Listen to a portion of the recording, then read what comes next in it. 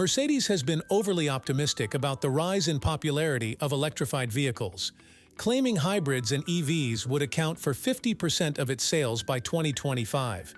However, that's unlikely to happen since the new goal for 2024 is to reach just 21% of total shipments. Facing the harsh reality, the German luxury marque will no longer kill off its cheapest gasoline car this year.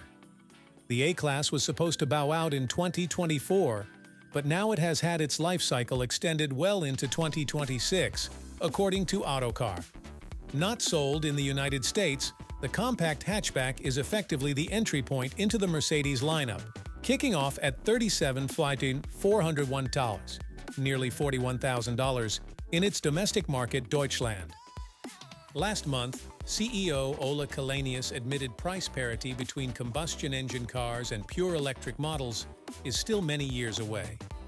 The executive went on to mention that customers can see that in the price gap between an ICE car and an EV. Mercedes is working on a new family of compact cars, and those too will have combustion engines.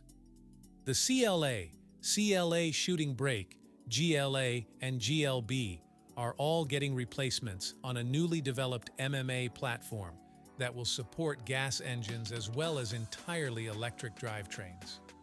The company hasn't said a word about whether the A-Class hatchback, A-Class sedan, and the B-Class minivan will be renewed.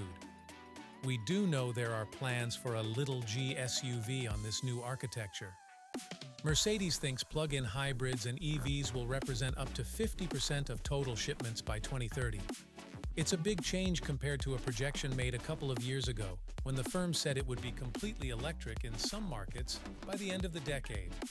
Based on the newly established targets, we can deduce the company intends to keep making cars with gasoline engines in the 2030s as a response to a weaker-than-expected adoption of EVs.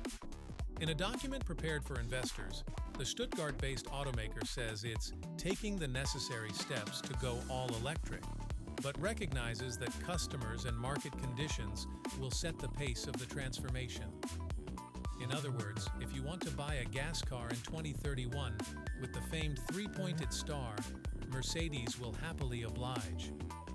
There are signs the European Union's sales ban on new cars with emissions in 2035 might not actually come into effect. Porsche Chief Financial Officer Lutz Meschke recently said there are a lot of discussions right now around the end of the combustion engine. I think it could be delayed.